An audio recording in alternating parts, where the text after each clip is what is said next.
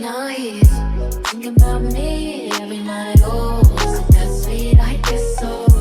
Say you can't sleep, baby, I know. What's that mean? It's so. Move it up, down, left, right, oh. Such a love like Nintendo. Say you can't sleep, baby, I know.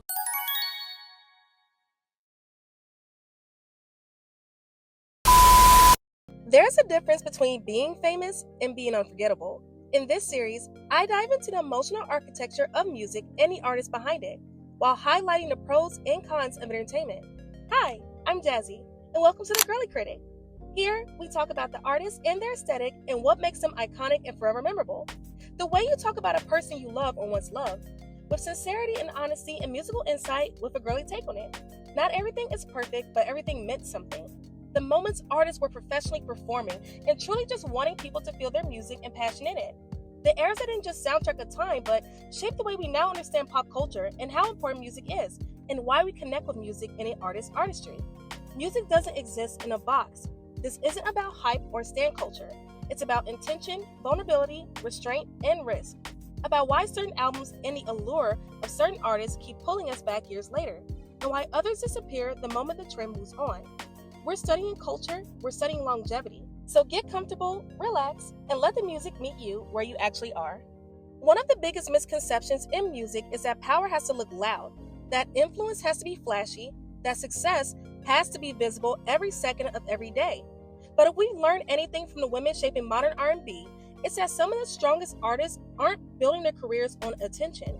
They're building them on connection, and connection lasts longer than hype ever will. Because hype is exciting, but connection is personal. Hype gets people talking, connection gets people staying.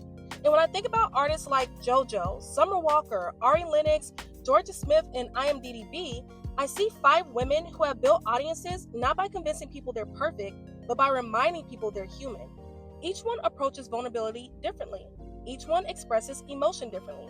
Each one has carved out her own lane, but they all understand the same thing.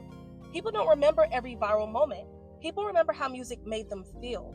And in an era where everything feels increasingly curated, polished, filtered, and optimized, these women remind us that honesty still matters. So let's talk about it.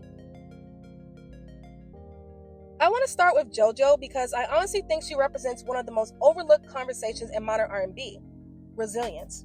When people discuss longevity, they usually focus on success. But sometimes longevity isn't about how high you rise. It's about whether you keep going after life gives you every reason not to. JoJo's career has never been straightforward. She's experienced industry roadblocks that could have completely derailed another artist. And yet somehow she still kept evolving. She kept growing and she kept refining her work. And I think that's part of what makes her so compelling. So when I actually do listen to JoJo today, I don't just hear talent. And mind you, the woman can blow. Love her voice, she can touch you all the way down. I literally hear experience from her, and as well as maturity, and from that standpoint, growth. I hear someone who understands herself far more deeply than she did at 16. Her voice has always been incredible, and again, my jam is Too Little Too Late, and the recent song I actually do like from her is Too Much to Say. You guys should definitely go check that out. I love that song. But back on subject, sorry. But what makes her interesting now isn't simply her vocal ability, it's her perspective. There's a confidence in her music that feels earned, as well as a bittersweet growth process in it. And it's not manufactured. I think that's why she continues to resonate with listeners who have grown alongside her. Her artistry reflects survival and still continue to keep going. And survival can be incredibly powerful. Now let's talk about Summer Walker. Because whether people love her, criticize her, understand her, or don't understand her, one thing is undeniable. People connect to her deeply. And honestly, that's one of the hardest things for an artist to accomplish because Summer has built an audience through emotional proximity. Her music feels close, if anything, very close, like you're sitting next to someone while they're trying to figure life out in real time.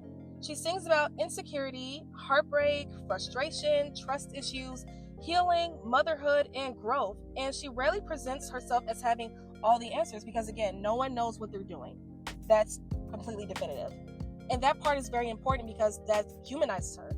And because audiences are genuinely exhausted by perfection, perfection isn't relatable. Humanity is.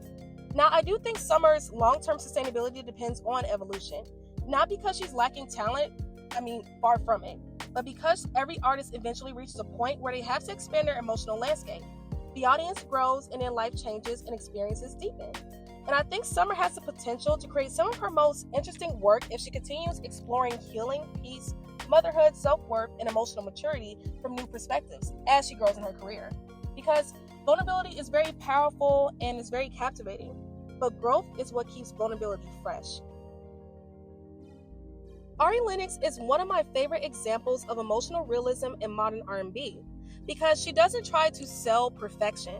She doesn't pretend to have life figured out, and honestly, that's really refreshing. There's something incredibly grounding about Ari's artistry. Her music feels warm, soulful, earthy, comfortable, like having a conversation with a friend who isn't trying to impress you. One thing I admire about Ari is her willingness to talk about things many artists avoid: body image, dating frustrations, self-esteem, therapy, and even loneliness. And those are the complicated parts of womanhood, not from a place of self-pity, but from a place of honesty and how that reflects into her artistry. And honesty ages really well. The reason audiences continue returning to artists like Ari is because her music reflects real life, not a fantasy version of life. And my current favorite song from her is POF, because it actually does resonate with what society does put on other people. And she sings about that, and you can relate to it. And it's not a fantasy version of life, it's real life. And it's the uncertain version of it that does require you to grow. And again, growing is optional, but aging is inevitable. Jorja Smith fascinates me because she proves that subtlety still works. Subtlety might be becoming a lost art. We live in a culture that rewards extremes. Anybody that's willing to just branch beyond a point but still have a polished opinion about everything without really ultimately putting their perspective in it. And I mean it in a professional sense, not so much of a personal sense, because we don't need to know everybody's business, and everybody's business is just theirs. However, when you convey it in your artistry, it definitely does speak volumes, while still having emotional restraint and boundaries, of course. So the extremes that get rewarded are opinions, reactions, personalities, visibility, but Jorja has built an entire career around that in a way where she shows authenticity on her music, and of course the albums that she reflects about different stages of her life. Her voice isn't trying to overpower you, it's inviting you in. Her delivery often feels very calm, measured, very intentional, and because of that, every emotional shift carries weight. She understands restraint in a way that becomes increasingly rare. What I love about Jorja Smith's music is that she trusts listeners. She trusts them to sit with emotions, and my gosh, a lot of her stuff should definitely be on a TV show soundtrack because she can also touch you too. I love her voice. Actually, literally, most of all these women on this roster that I'm going to be talking about can actually touch you. And that's what makes it very commendable as well as palatable. Sorry, I'm messing that up. Palatable to listen to because they really have a sense of urgency in their voices. And that's what I like about listening to their music. It's very endearing and very touching. So within all of that, she trusts them to engage with complexity. That's confidence, real confidence, not attention-seeking confidence, artistic confidence. And artists who trust themselves tend to create work that lasts. And she's one of them. As long as she keeps evolving with how the way her music is going, I can definitely see her being in a longevity. And then we have IAMDDB, one of the most unique artists in this entire conversation, because while many artists build careers by fitting into existing categories, IAMDDB often feels like she's creating her own, like literally in her own lane. Her music blends influences effortlessly, which is alternative R&B, jazz, trap, neo-soul, like very experimental sounds, and somehow it still feels cohesive. What makes her interesting isn't just her sound, it's her willingness to remain unconventional.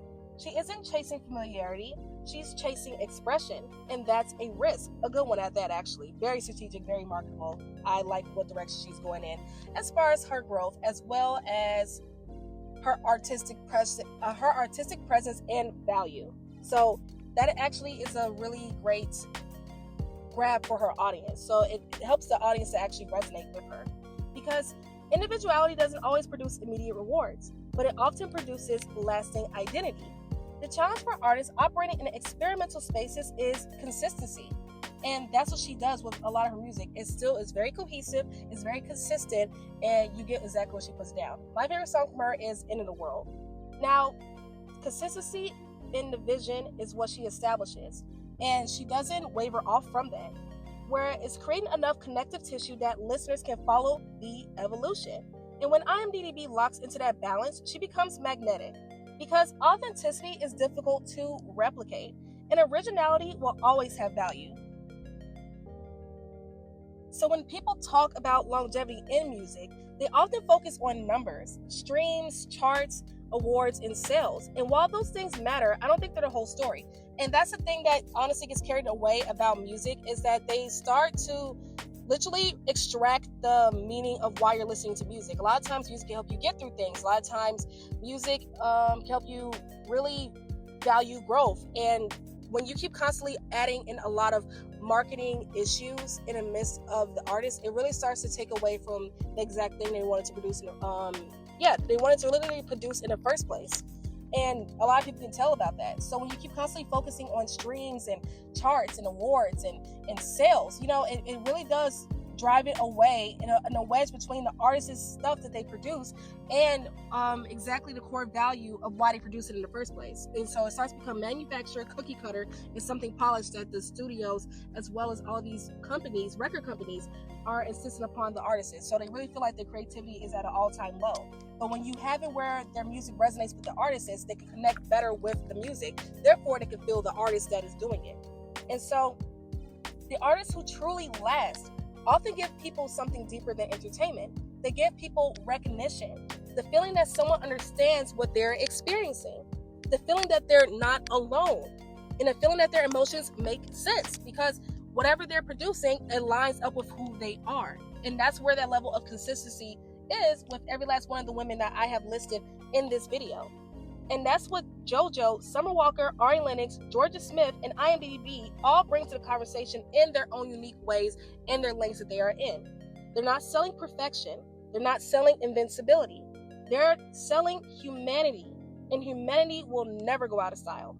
This is about women building bridges between artists and audience, experience and understanding, vulnerability and strength. Because maybe the most powerful thing an artist can do isn't convince people they're extraordinary. It's reminding people they're human and helping listeners feel a little more understood along the way. That's soft power, and that's why these women continue to matter. If you enjoyed this deep dive, take your time here. Like the video, subscribe if you want more thoughtful, emotionally grounded music conversations, and let me know in the comments what album you keep returning to, even when you don't fully understand why. There's always another story hiding in the sound. Well, that's all, folks. Have a happy rest of your day. Bye!